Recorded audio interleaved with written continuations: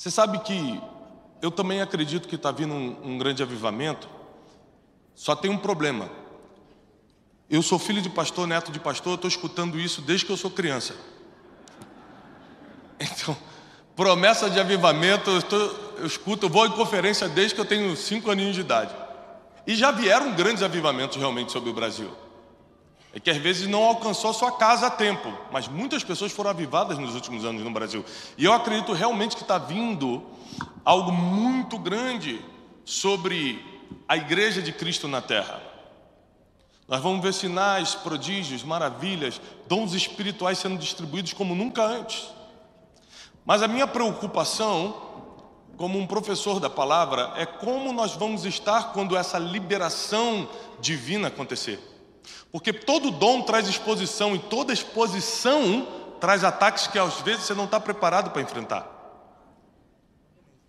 Toda vez que Deus te levanta, junto com isso vem várias dificuldades que você não colocou nos planos. Por exemplo, se Deus te abençoar financeiramente, você vai começar a ser invejado como nunca antes. Você está preparado para lidar com a inveja? Porque a Bíblia diz que a inveja é pior do que o ódio e a morte.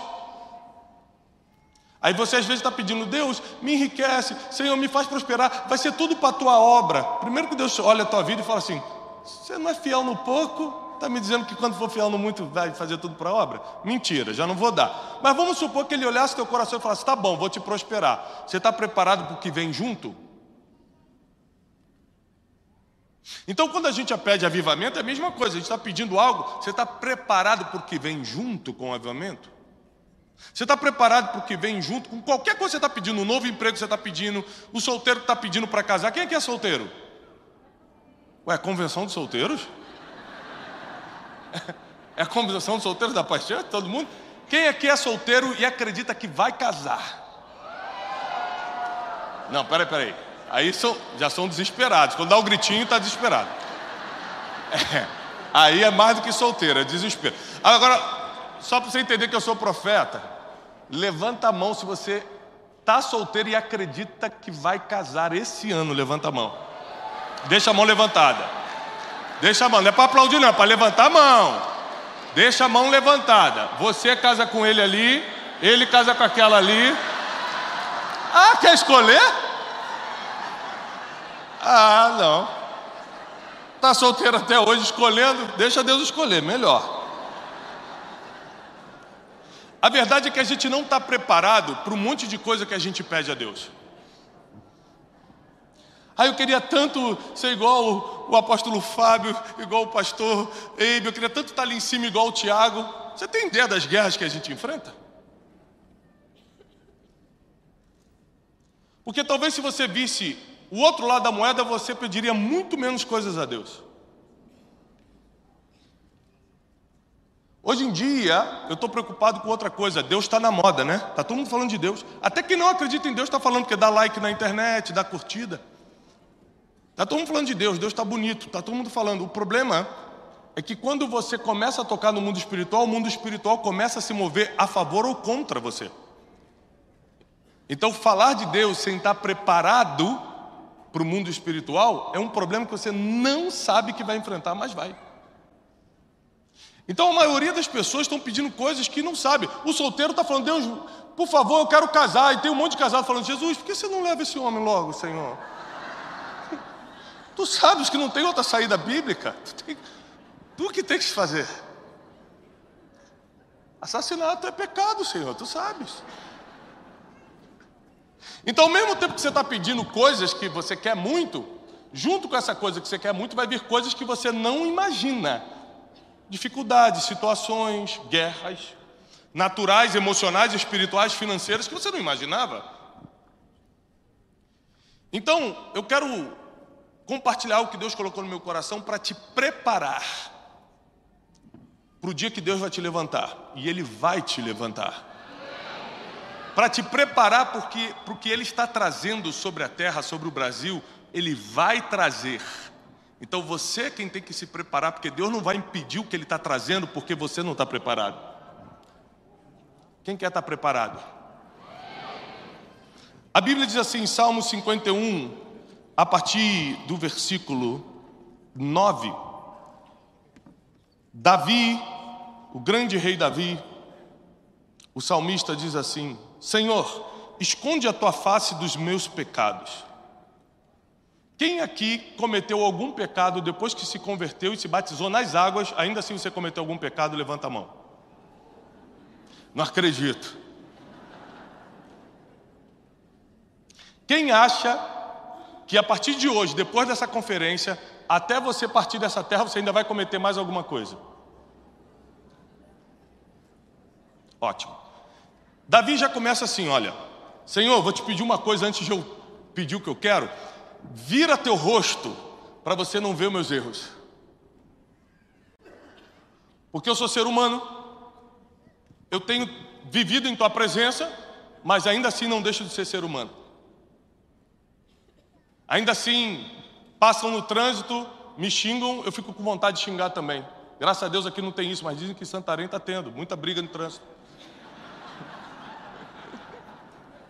Aqui em São Paulo o pessoal é controlado, uma maravilha.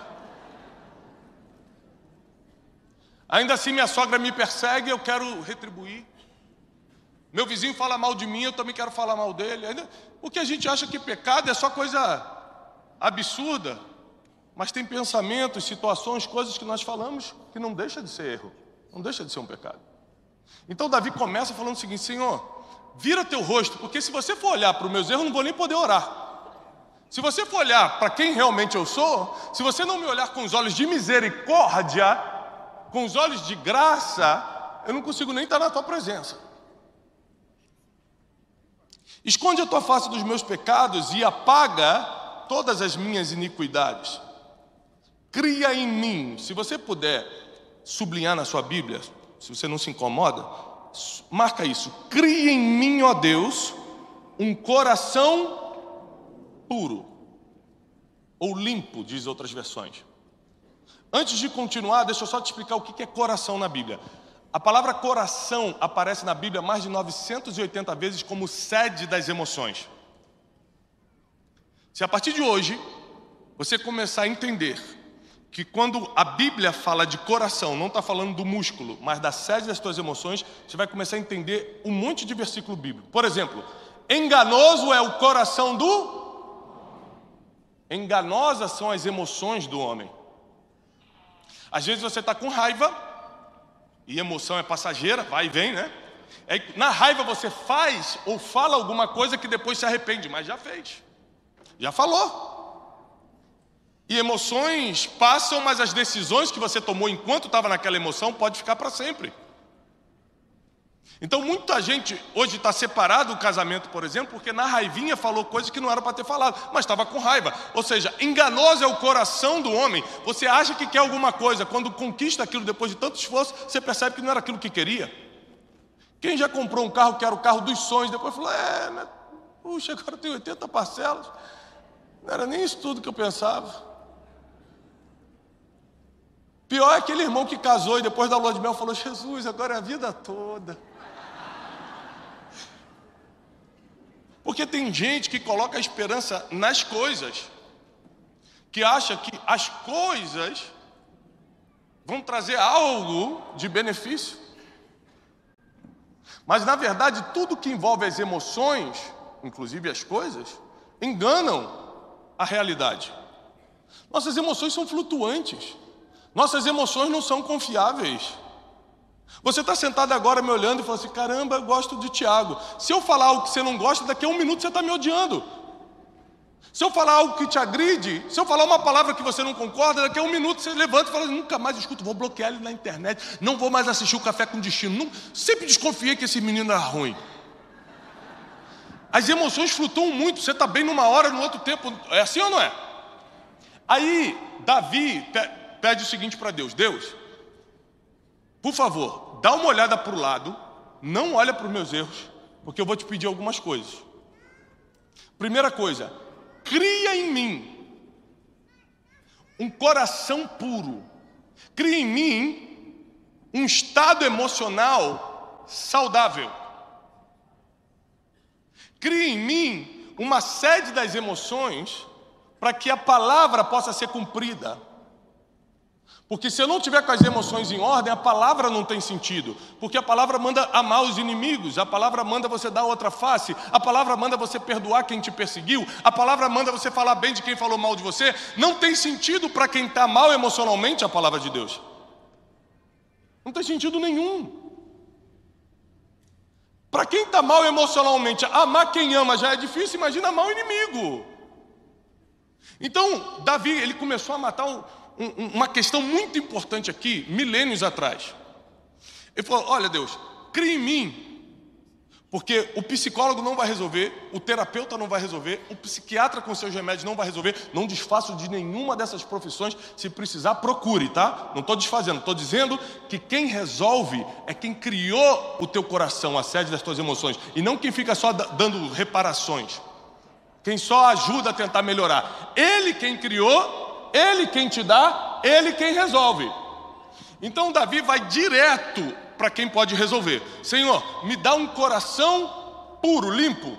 Me dá emoções saudáveis. Eu não quero sentir raiva sem motivo. Quem já sentiu raiva sem motivo? Depois fala: nem precisava. Quantos crentes aqui, Deus, fala, já dormiram com ódio de alguém? Já era crente e dormiu com ódio de alguém? Levanta a mão.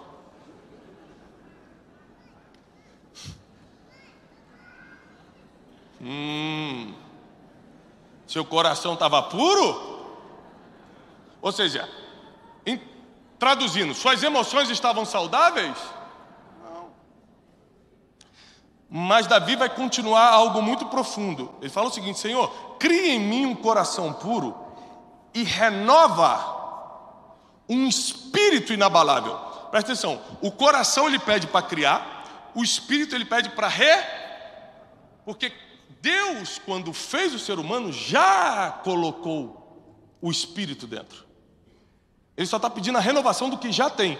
O coração às vezes você nunca teve. Ou seja, a sede das emoções saudáveis talvez você nunca tenha tido, porque nasceu num lar destrutivo. Às vezes teve uma mãe narcisista, um pai que abandonou ou que foi violento. Ou porque simplesmente você não foi nem criado por uma família, ficou de casa em casa a infância toda. Ou seja, nunca nós poderemos julgar uns aos outros. Quando a Bíblia diz não julgueis para não ser julgados, é porque na verdade não dá para julgar. Porque você não entende o passado, não entende a realidade, não entende de onde essa pessoa veio, do que ela sofreu. Então você pode olhar a atitude de hoje e tentar julgar pelo hoje. Mas se você parar para pensar tudo que ela passou, não dá nem para julgar. Você nunca vai saber, nem passado, nem futuro. Você só consegue enxergar o presente. Essa é a limitação do ser humano. Então ele fala o seguinte: Deus, renove em mim um espírito inabalável.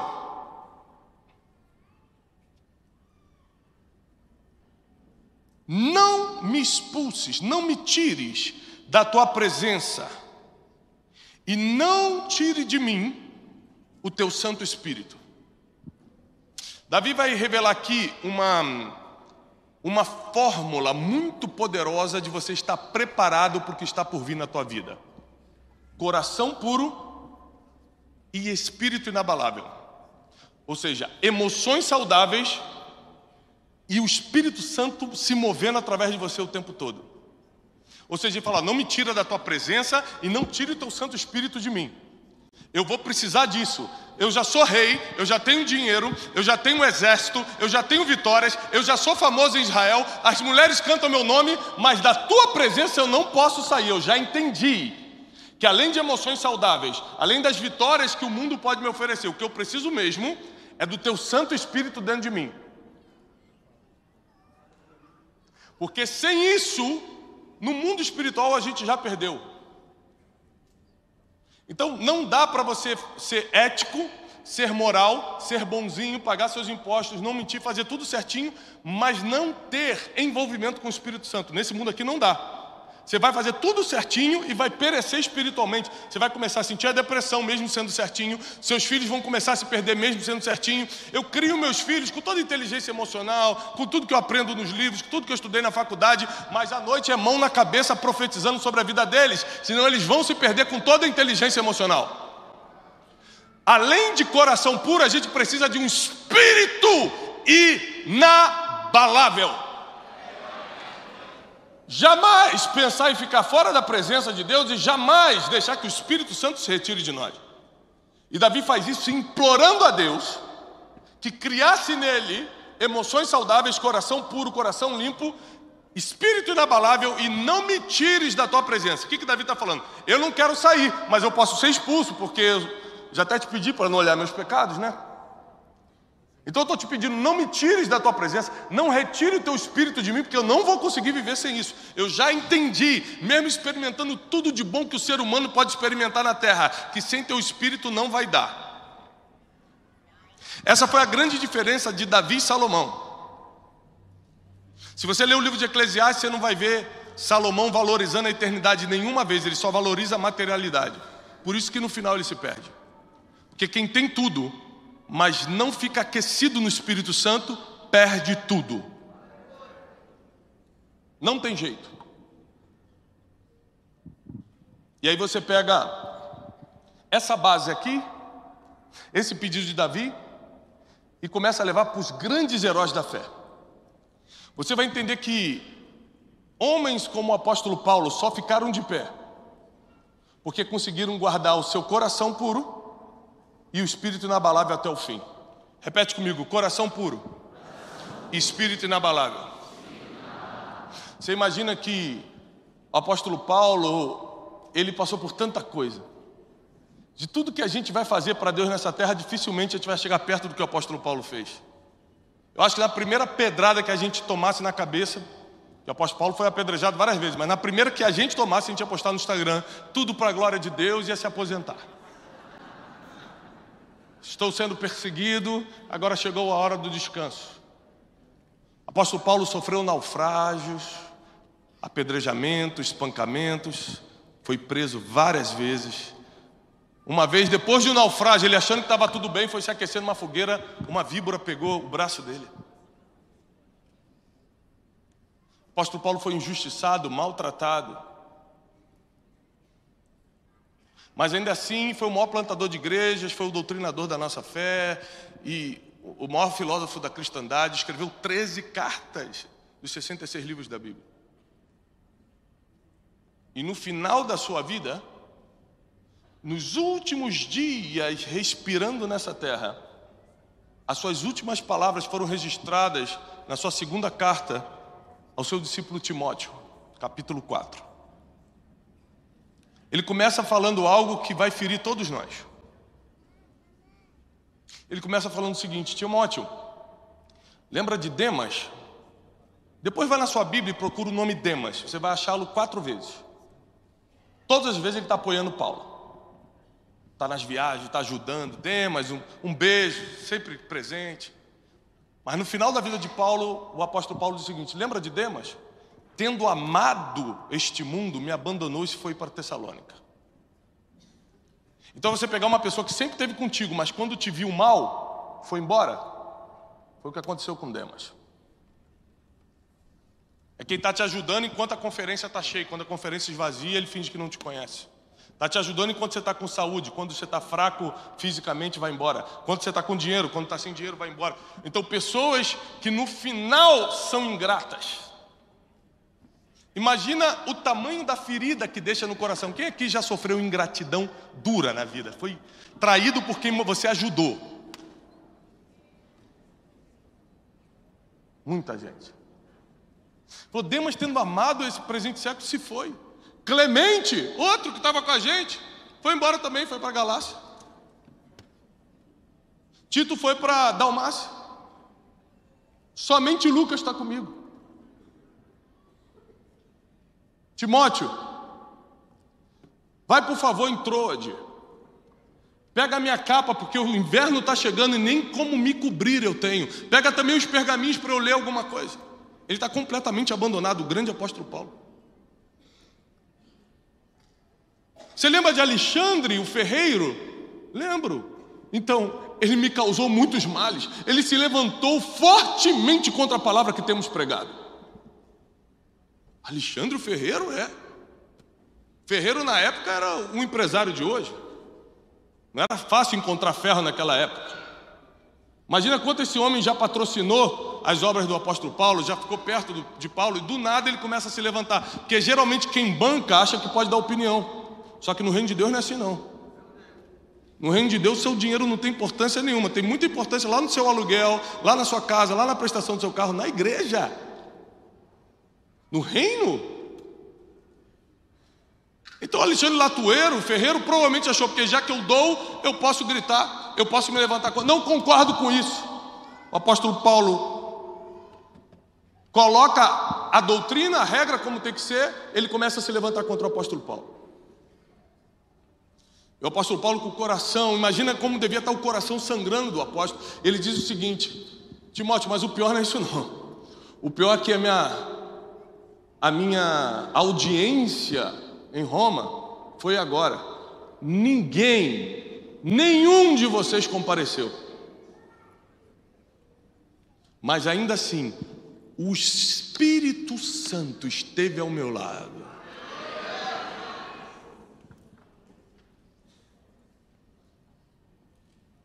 Saiba que agora, Timóteo, está terminando o meu tempo na terra e vou ser oferecido como oferta de libação.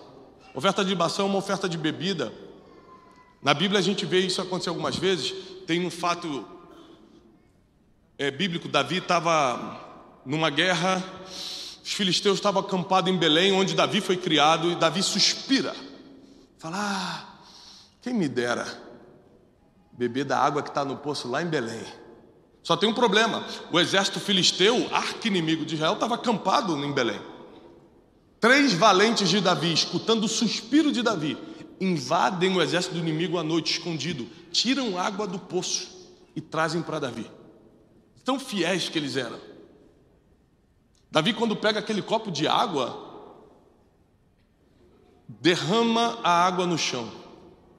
Todo mundo fica espantado, fala: Davi, o que é isso? Nós fomos buscar água lá no meio do exército filisteu. Ele falou: quem sou eu? Para tomar uma água que poderia ter custado vidas inocentes. Antes seja oferta ao Senhor. E derrama no chão. Isso é oferta de libação, oferta de bebida. O apóstolo Paulo está falando: agora eu vou ser derramado. Acabou minha vida. O imperador da época, o imperador Nero, logo após o incêndio de Roma, declara a decapitação do apóstolo Paulo. Ele já sabia que ia morrer. Lucas estava escrevendo para ele, o apóstolo Paulo ditando, dizendo: já chegou a minha hora, mas saiba de uma coisa: se levantaram contra mim, falaram mal de mim, me abandonaram, me traíram, sofri naufrágios, fui preso injustamente, vocês não apareceram para me ajudar no final da minha vida quando eu estou precisando, nem capa de frio eu tenho, mas eu só lutei o bom combate, eu guardei a minha carreira e só guardei a fé, não guardei mágoa, não guardei ressentimento, não guardei raiva, eu guardei o meu coração. E no próximo versículo ele diz: se por isso agora eu tomarei a coroa da justiça que me está reservada, e não somente a mim, mas todos aqueles que amam a sua vinda. Sabe o que o apóstolo Paulo está falando? Eu guardei meu coração e meu espírito inabalável. Eu não deixei que os sofrimentos que as pessoas jogam contra mim me ferirem. Eu não deixei que a fofoca dos outros entrasse no meu coração. Eu não deixei que a traição do fulano, que a discórdia com o cicrano determinasse como o meu coração vai estar. Porque para eu terminar bem, a Bíblia diz que o fim é melhor do que o começo, eu preciso estar com o coração puro e com o espírito inabalável. Coração puro e espírito inabalável é um exercício diário de proteção. Se vier um avivamento sobre o Brasil e você não tiver com coração puro e espírito inabalável, você vai usar isso para várias coisas, menos para glorificar Deus. Vai usar para pisar em quem você tem raiva, vai usar para mostrar para os outros que você venceu, vai usar para falar que agora você tem dom e outras pessoas não têm, vai usar para benefício próprio. Você vai usar para tudo, menos para a glória de Deus.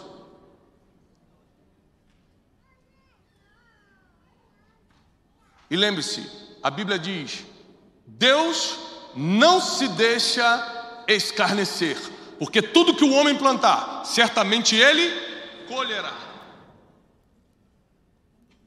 Então eu tomei uma decisão na vida. Eu não tenho a mínima ideia do que vão fazer comigo amanhã. Eu não tenho a mínima ideia do que vão tentar me ferir daqui a 10 dias, daqui a 10 anos. Eu sei de uma coisa, não importa o que fizerem, eu sei como eu vou reagir. Eu não sei o que vão tentar, mas eu sei como eu vou reagir. Porque eu não vou negociar as minhas emoções saudáveis, ou seja, coração puro, e meu espírito fervoroso. Eu não vou negociar a minha vida espiritual e a minha vida emocional, porque as pessoas têm os problemas que ela tem e tentam me atacar. Quando o apóstolo Paulo diz o seguinte: Timóteo, eu combati o bom combate, sabe o que ele está falando? Eu só lutei luta boa. O que é luta boa? Sabe o que é luta boa? É aquela que Deus envia, não a que você cria. A luta que você cria é ruim, porque não serve para nada, só para sofrer. A luta que Deus envia, que são muitas, você não precisa criar nenhuma, vai ter muita luta para você, fica tranquilo. A luta que Deus envia, duas coisas acompanham essa luta. Primeiro, toda luta que Deus envia, você não tem chance de ganhar, mas já ganhou. Eu vou te provar na Bíblia, calma. Segundo, toda luta que Deus envia, além de você já ter ganho, veio, você vai ter que lutar, mas já ganhou, vai te promover. Só que a luta que você cria, não tem jeito. Imagina Jacó. Jacó está saindo, fugindo do seu irmão Esaú, atravessa o Jordão com um bordão somente, vai dormir num lugar sem saber aquele lugar era a casa de Deus, era Betel. Ele dorme, um anjo aparece para ele. Ele não saiu de casa dizendo: hoje eu vou sair na mão com um anjo. A Bíblia diz que os anjos foram criados em maior glória que a gente. Ou seja, tem alguma chance de um ser humano lutar com um anjo e vencer? Não, o anjo é maior, é mais forte, é espiritual, a gente é natural. Mas quem venceu a luta de Jacó com o anjo?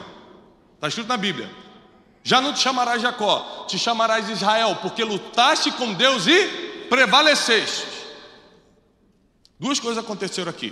Primeiro, ele entrou numa briga que ele não criou.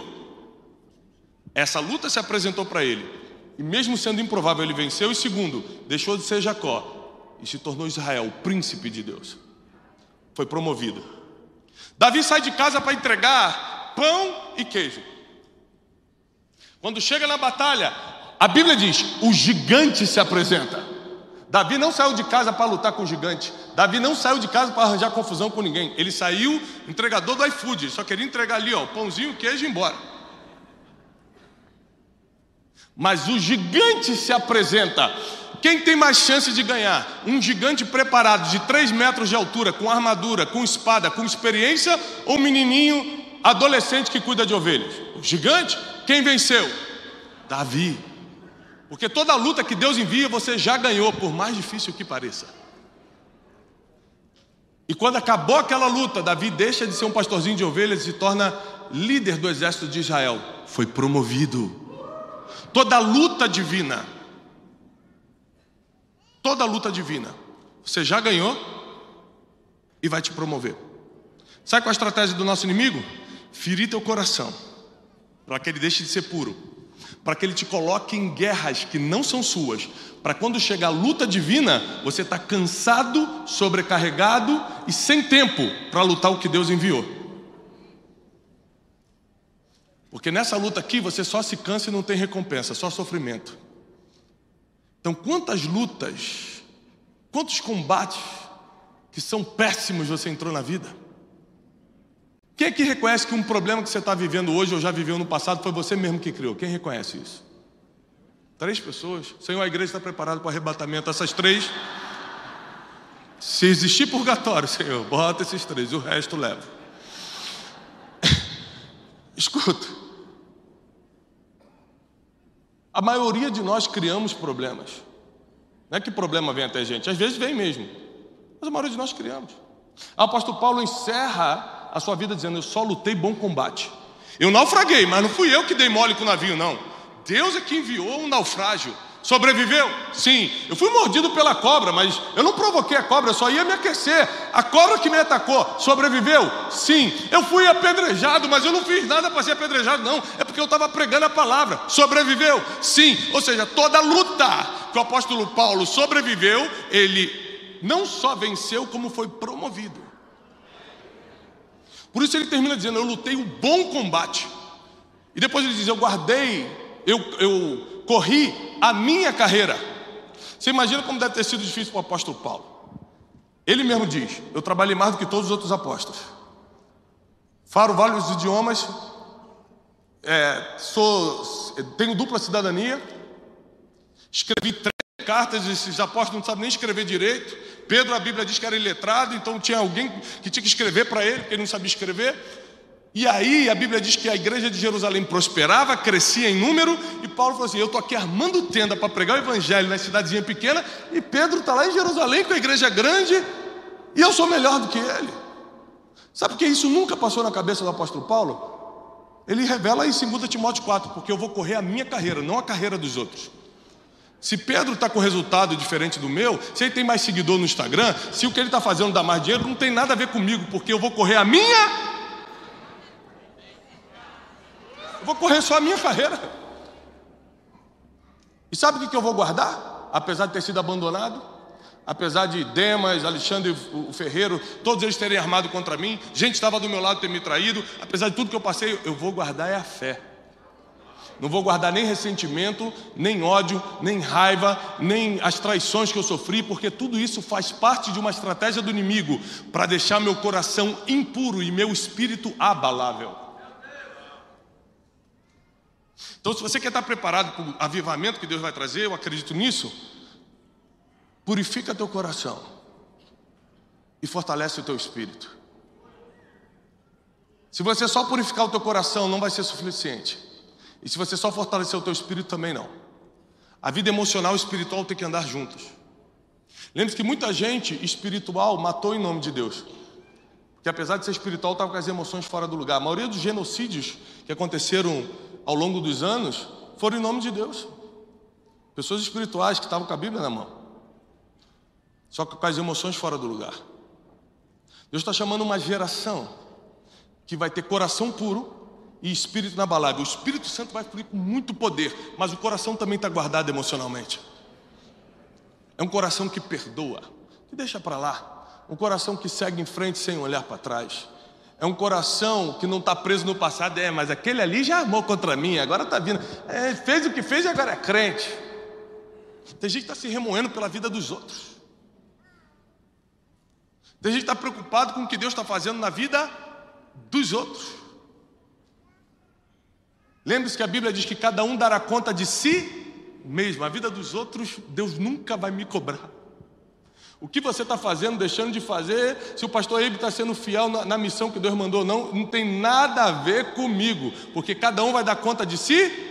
Eu só vou dar conta do que Deus me entregou, então eu preciso guardar e proteger o que Deus me entregou. Deus me entregou Janine, Deus me entregou meus 4 filhos, Deus me entregou um ministério, Deus me entregou uma empresa, Deus me entregou a saúde. O que Deus me entregou eu estou cuidando, porque é disso que Ele vai pedir conta, e não do que você tem.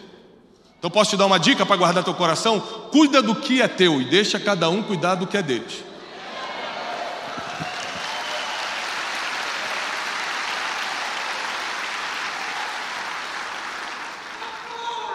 Amém.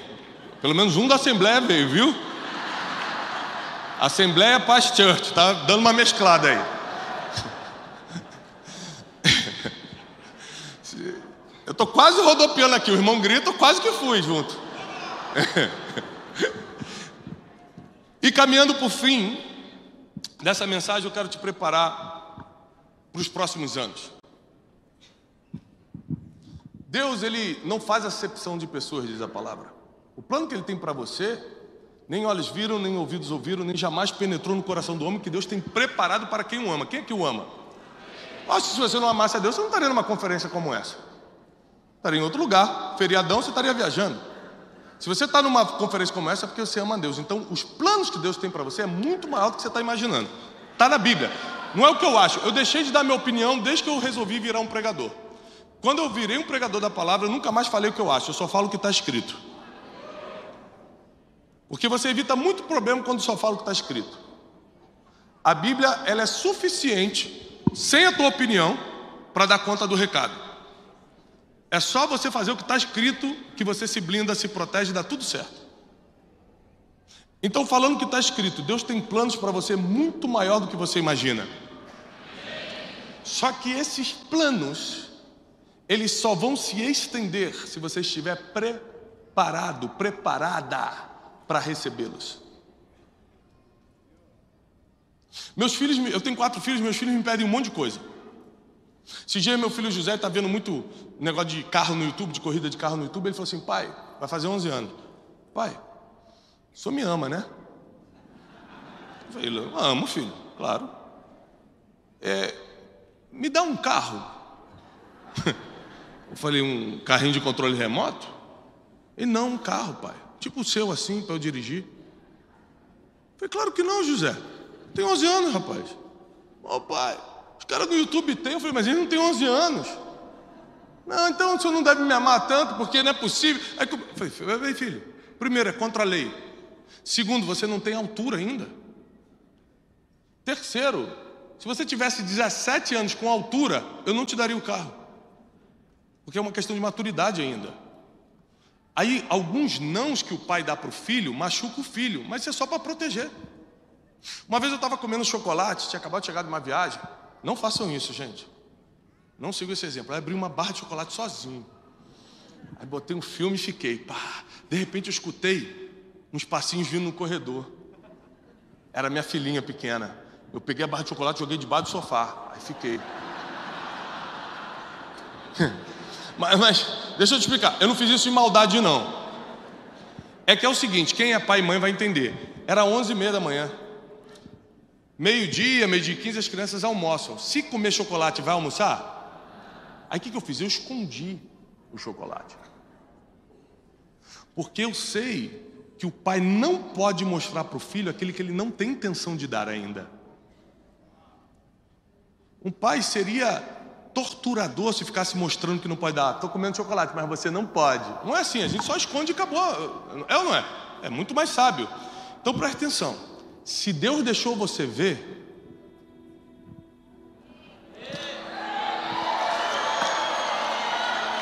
se Deus deixou você ver, Ele tem a intenção de te entregar. A pergunta é: você está preparado, coração puro, espírito inabalável para receber? Fica de pé. Você está preparada, preparado para receber o que nem olhos viram, nem ouvidos ouviram, e nem o que jamais entrou no coração do ser humano? Você está comprometido com o Espírito Santo a tal ponto que seja lá o que Ele fizer na sua vida, vai ser para a honra e glória dEle, não para a sua? Você está com as emoções em dia a tal ponto de conseguir cumprir a palavra? Porque cumprir isso aqui com as emoções fora do lugar é muito difícil. Você não vai conseguir perdoar, não vai conseguir dar outra face, não vai conseguir deixar para lá, não vai conseguir amar inimigo, não vai conseguir fazer nada que a Bíblia diz.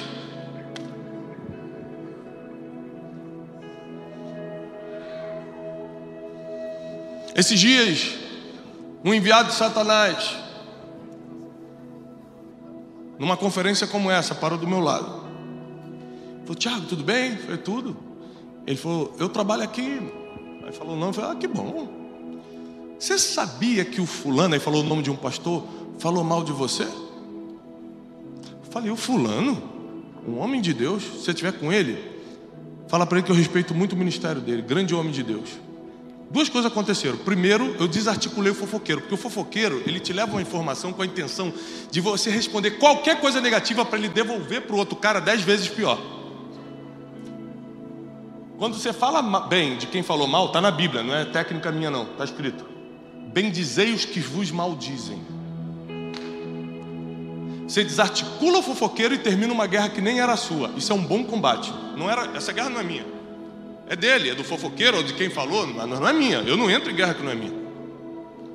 Mas isso só é possível se você tiver com um coração puro. Se as tuas emoções estão fora do lado, fala: e quem é ele para falar isso? Como se você fosse alguma coisa. Você começa a colocar para fora, a vomitar as tuas mazelas sentimentais e emocionais em cima de uma provocação que nem era uma guerra para você lutar. Eu quero terminar minha vida, pastor Eibe, como o apóstolo Paulo. Quero olhar para os meus 4 filhos, se Deus me der a oportunidade de morrer em paz, né? Porque às vezes você morre sem esperar. olhar e falar o seguinte: meus filhos, papai combateu o bom combate. Eu corri somente a minha carreira. Fui tentado a correr várias carreiras, mas só corri a minha. E papai guardou a fé. Eu quero terminar bem. Eu quero que você termine bem. E o caminho está aqui. Cria em mim, ó Deus, um coração puro. Renova em mim um espírito inabalável. Não me expulse da tua presença e não retire de mim o teu Santo Espírito. Porque se eu estiver na presença e o Espírito estiver em mim, nada me será impossível. Porque se meu coração estiver blindado, protegido, e meu espírito inabalável, nada vai me atingir. Nenhum mal te sucederá, praga nenhuma chegará na tua casa. Deus dará ordem aos seus anjos a teu respeito para te livrar de todo mal. Nem sequer nas pedras você vai tropeçar. E eu declaro na autoridade do nome que está sobre todo nome, que a partir de hoje tudo que você tocar, tudo que suas mãos alcançarem, vai prosperar.